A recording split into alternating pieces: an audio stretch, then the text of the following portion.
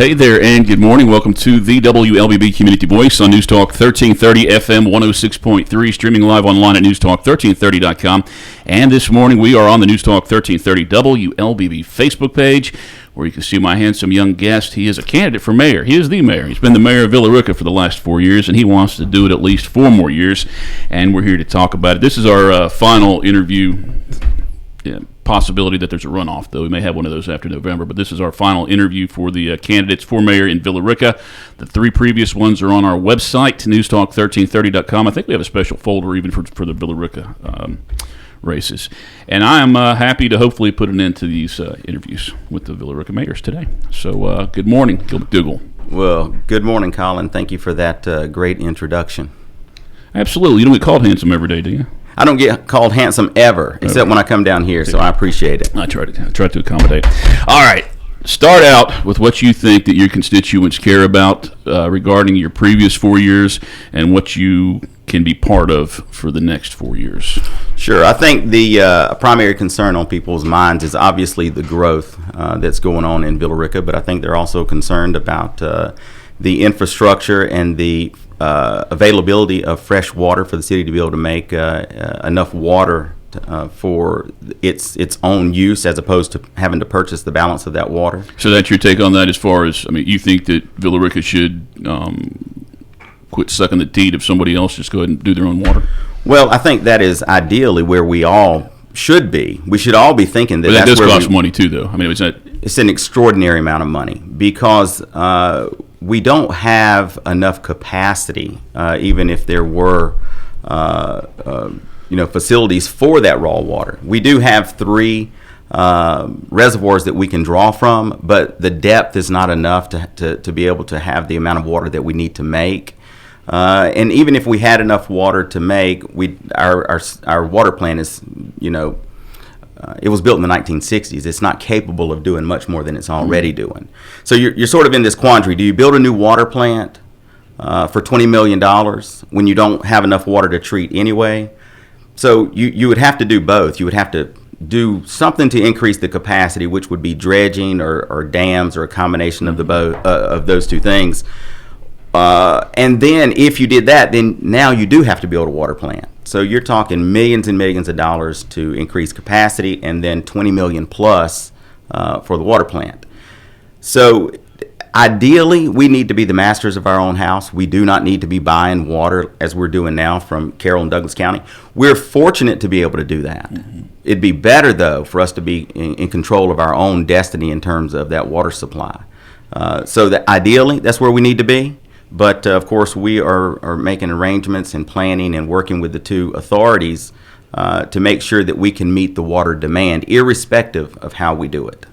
And that is the big thing that people are concerned about? Well, I think that if it's not, it should be. I think that people probably are a little more concerned in their day-to-day life with the traffic disruptions and the new growth. Now, I would point out that there is a massive amount of GDOT money being spent in Villa Rica in terms of a major new roundabout at Connors Road and 78, a major roundabout at the 2 ends of the North Loop, which is at 61 on the north side, and at Industrial Boulevard more south.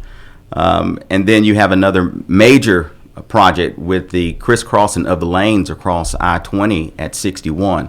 GDOT is spending an incredible amount of money in Villa Rica right now today, and they are a bigger part of the traffic issues than Villa Rica is, even with the construction going on. But I'm not sure everybody understands that. Mm-hmm. And of course, what they are doing is going to make life much better for Villa Rica in terms of being able to move traffic. You got to keep in mind that Interstate 20 runs through Villa Rica, a federal highway, Highway 78, runs right through Villa Rica, and a state highway, 61, runs right through Villa Rica. These counties all connect and merge right in Villa Rica, so we're dealing with the traffic struggles from all around us. It's not our own creation, but guess what? We get to live with it, and we have to find ways to mitigate that.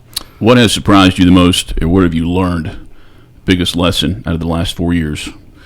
Well, I think the biggest lesson is that you do not know what you do not know. I mean, the fact of the matter is the issues that we face Largely, the public hears about it one-on-one because people have lives. They're out at work every day. They're paying their bills. They're putting their kids through school.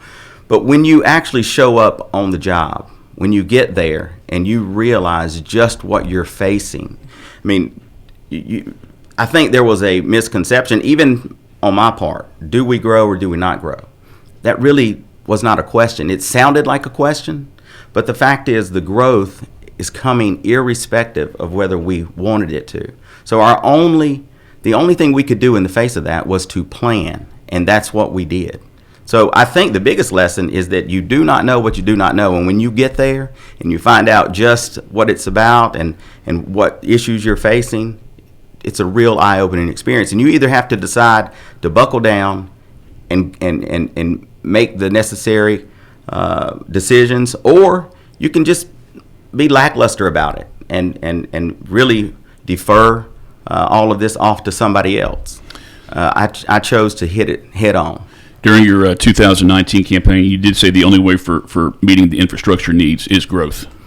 And it is. And it's still the same? It is, because the growth brings about a lot of challenges. There's no question about it. And it interrupts people's day-to-day life.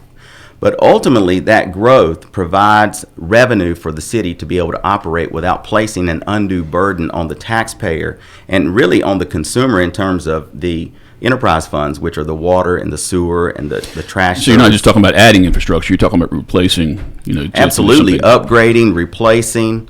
It's not just adding. In fact, the vast majority of what we do is upgrading deferred maintenance, long deferred maintenance. I mean, there is a water project that has been talked about for years and years and years on North Avenue, but the roads on North Avenue are crumbling, and we have prioritized that. But the issues we're facing over there are engineering issues with regard to how narrow that road is, how much root systems.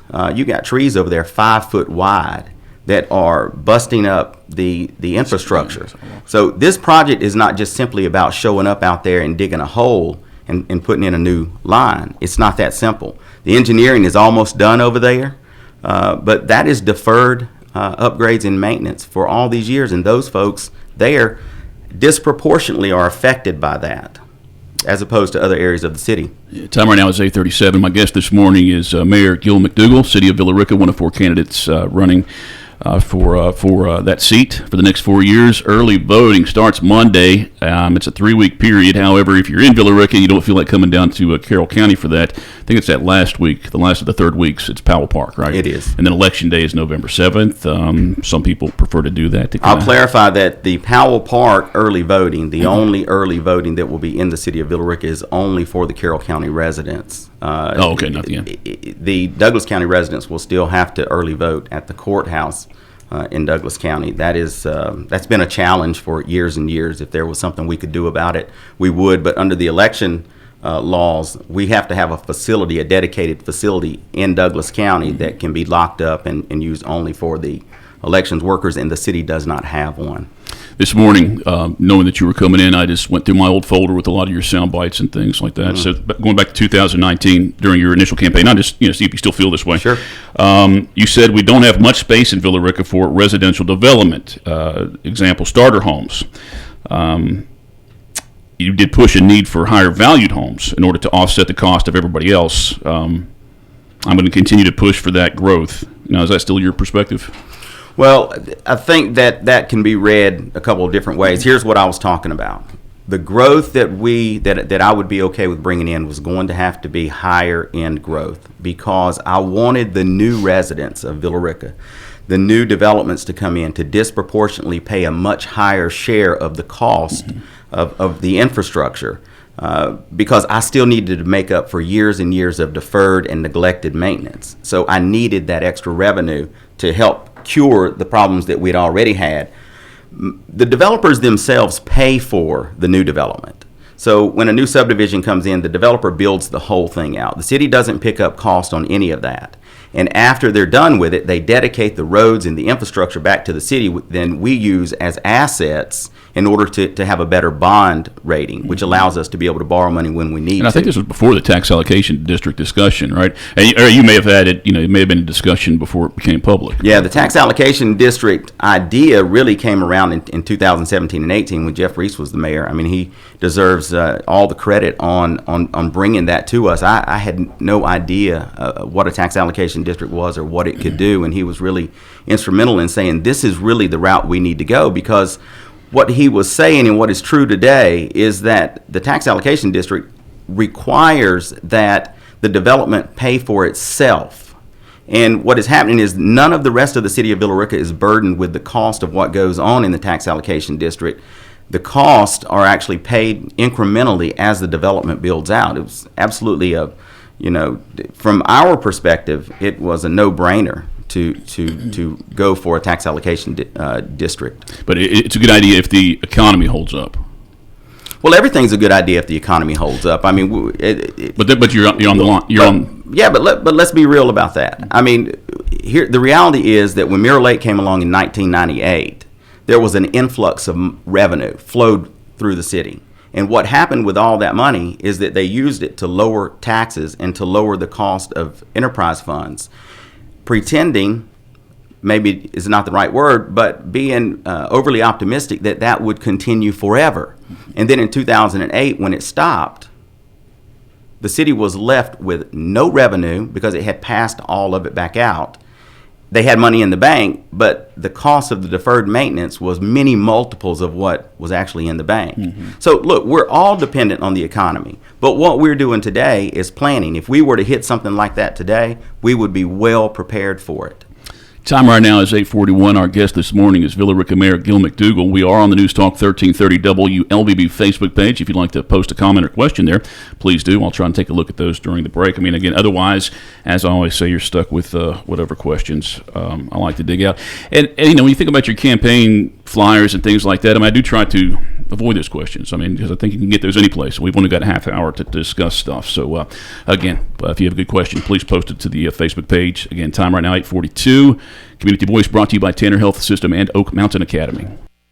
Oak Mountain Academy is an innovative school of academic excellence celebrating a 61-year legacy. I'm Patrick Uran, head of school, inviting you to join us for our annual Fall Festival. On Friday, October 27th at 3:30 p.m., join us at the OMA Gym for food, fun, and fellowship. Costume, games, raffles, and competitions are just a few of our Fall Festival exciting activities. For more information, visit us at oakmountain.us. Discover your journey at OMA. Prepare, explore, and achieve. Health is a journey. It's making better choices, even when it's not easy. It's taking care of yourself and the people you love. At Tanner Health System, we're there for you with every step, with primary care, heart care, cancer care, women's care, orthopedics, surgical services, and so much more. We're dedicated to helping you live and feel your best. So let's get on that journey to health. You've got places to be for many years to come. Find us at tanner.org.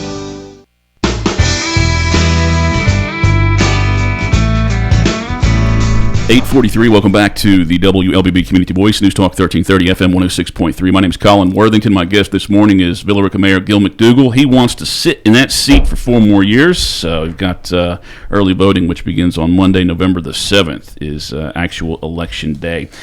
This past Wednesday, you were part of a forum with all 4 candidates hosted by the Carroll County Democrats, and I believe the NAACP, Carroll County NAACP had part of that. And I believe that you moderated that. I did moderate that. Thank you for doing that. Well, I appreciate you saying so. Thank you. And despite being terribly tired, but I get that. But yeah, it was good fun. I mean, it's always good to get, because the questions were put forth by the constituents, so it's always good to hear what everybody else is thinking when they have that opportunity to share it. There was maybe the second or third question going through. There was a minor debate between you and 2 other candidates, and it resulted. The last comment made was suggested that you had received $3,500 or maybe $3,000 in contributions for your campaign from the developer of Fuquay. the guy who's in charge of the tax allocation, the big project in tax allocation district. Sure. So there was no other suggestion after that. But however, he pointed out that you had received that much money from him, and you didn't deny that. No, I didn't deny it. In fact, I thanked him for it.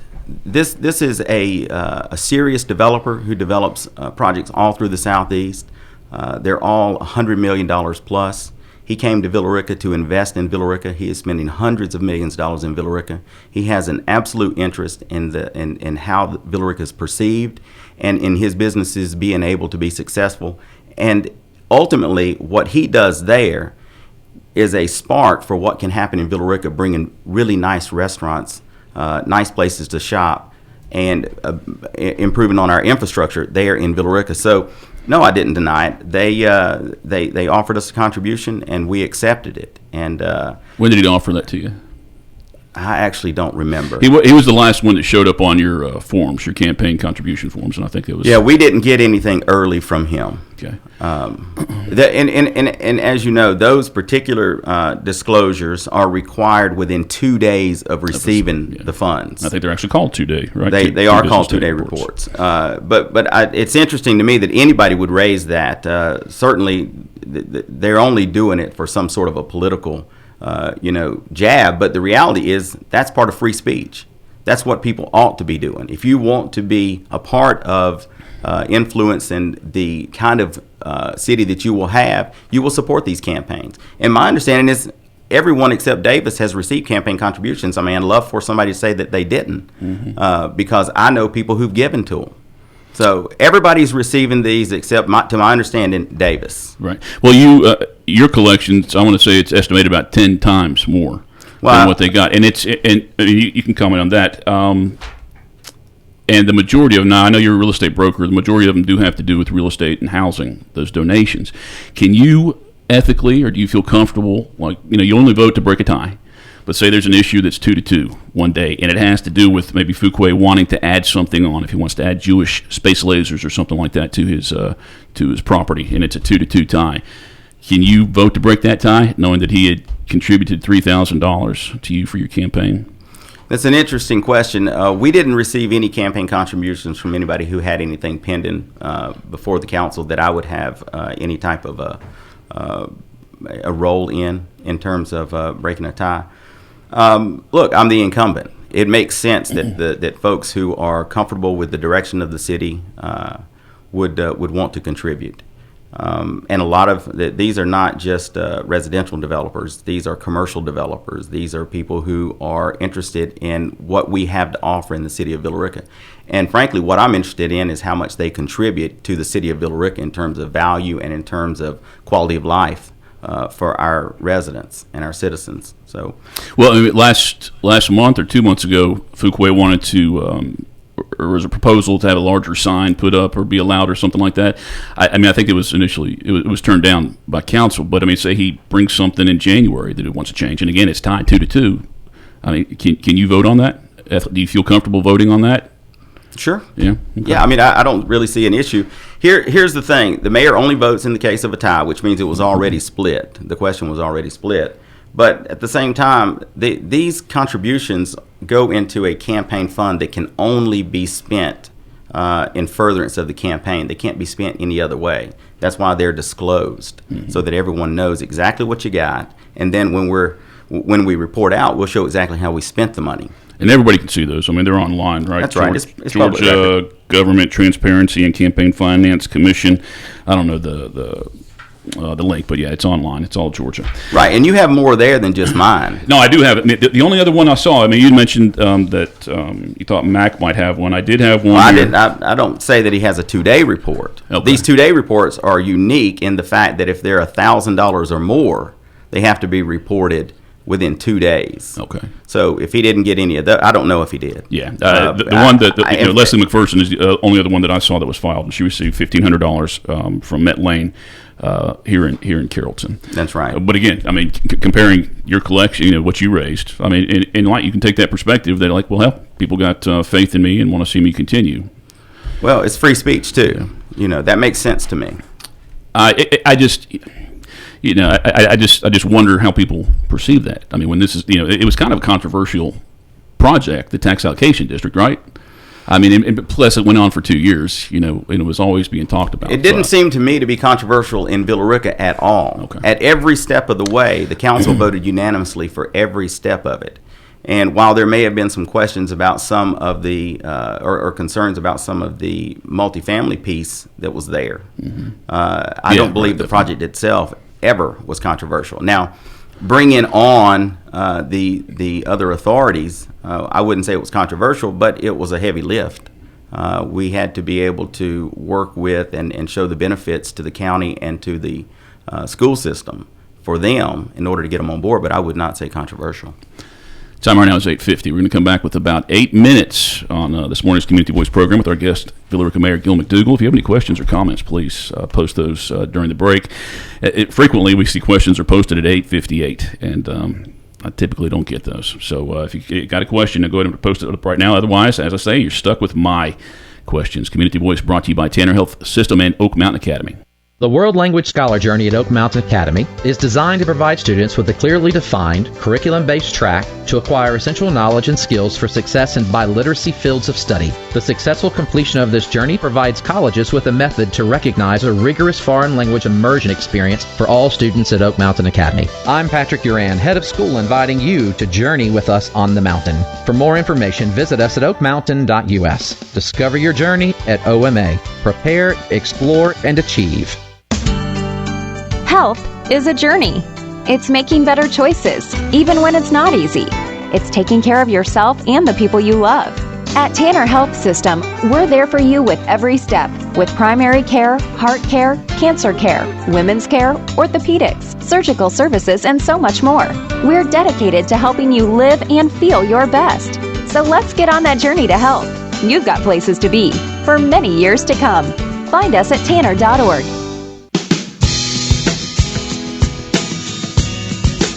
8:51. Welcome back to the Community Voice program, News Talk 1330 FM 106.3. Colin Worthington, Gil McDougal, my guest, mayor of the city of Villa Rica, and seeking 4 more years.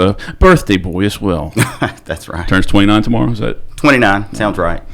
Yesterday's program, we had Leslie McPherson. She too was a candidate, former city councilwoman, so she had worked with you previously. She suggested that you have skipped over council a lot in dealings involving city monies and made choices on your own without really conferring with them. Is that? I mean, it seems like that. You know, that's council's decision. That the way the money goes, where the money goes. But there was a suggestion that you kind of just skipped over them and maybe told them what I'm doing. Yeah, I've been listening to those sound clips all the way in this morning. I got up and got ready to come down here, and I heard it 3 times just on the way down here. And it really goes to the heart of who she is. If I had not worked with her these many years, I would be surprised by that. But I have worked with her. And let's keep in mind, she's been on the council for 9.5 years, longer than the time that I was on council and the time I've been mayor combined. Leslie makes these charges, and it really is outrageous. I mean, the fact of the matter is that we go to the council for almost everything, even when we don't necessarily have to. Once money is appropriated in the budget, we could just go and spend that money based on how it's appropriated by the council. We have never lost the perspective that the council is absolutely the final say on everything in the city. But that is the council. That is not a council member. And what she is fundamentally missing here, which really goes to the heart of whether she could even be the mayor. She doesn't even understand the structure of the mayor. When she talks about those COVID incentives, that decision wasn't made by the mayor. That decision was made by the city manager in conjunction with the deputy city manager and the city attorney. And my role in it was to contact the council members once I was okay with what they had proposed to me and find out where they stood on this. The city attorney had already advised the city manager that he himself could make that decision. That money was COVID relief funds received after the budget, and he had the authority to spend it. He was making that decision.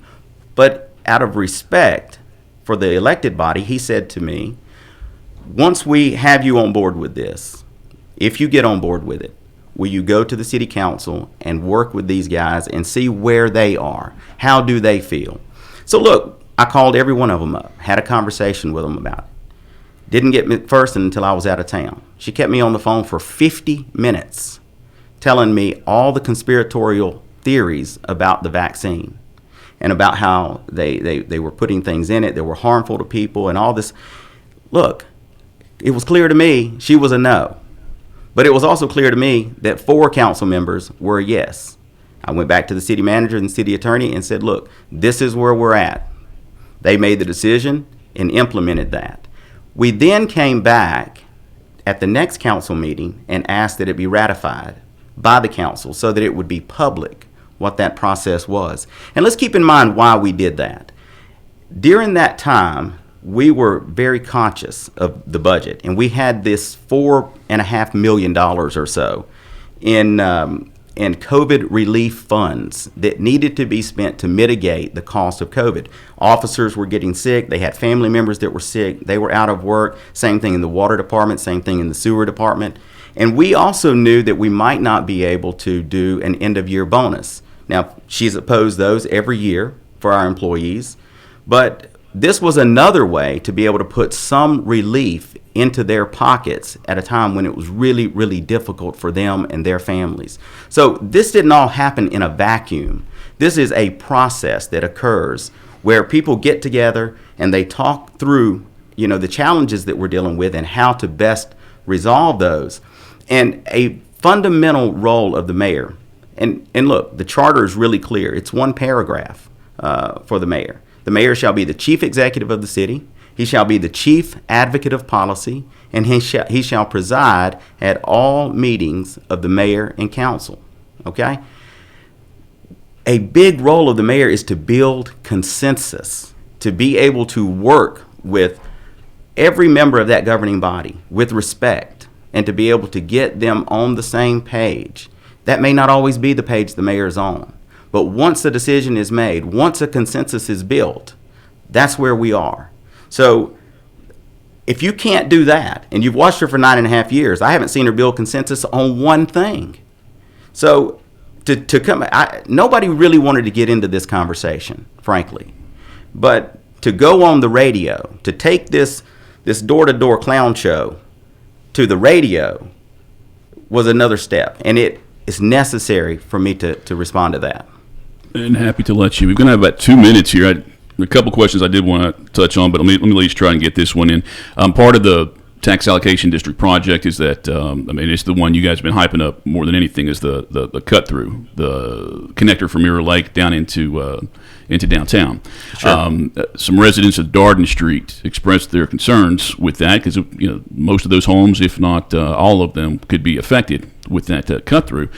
Are you in favor of eminent domain if it's necessary, or have changes come since that conversation to where that possibly could change? Well, one of the most fundamental rights to me is the right of property owners. So when you reach the point of eminent domain, that you have exhausted everything that you could possibly do. I don't see that in this particular project. Now, when this was talked about, probably in 2009, when this path was first talked about, it was just a golf cart path. But in some variation, that road has been a conversation really for the last, 15 years, 14, 15 years. So what I said to those folks and what I say today is that I will do everything I can to make sure that road impacts the fewest number of parcels possible. The engineers went back and they have identified a route that will impact just a couple of parcels, but it will not impact not one of the parcels of the folks who came to speak at the city council meeting. I heard them, and we went back and said, how can we do this without going into these folks, really their heritage, their homes, and we will not be going down that road. You got 10 seconds. You have a Facebook page, or you have an event that you'll be speaking publicly? GilMcDougal.com, and the Facebook page, we reactivated that. I'm not a Facebook person, so but you can find me on Facebook. All right, good deal. Gil McDougal, thanks for coming out. All right, thank you. Good to see you again. Good luck with the election, everybody. It is Friday. Got 2 days off coming up. No baseball to worry about for anybody. Stay tuned for national headlines coming up at the top of the hour. And Glenn back during the 9 o'clock hour. Have a great weekend.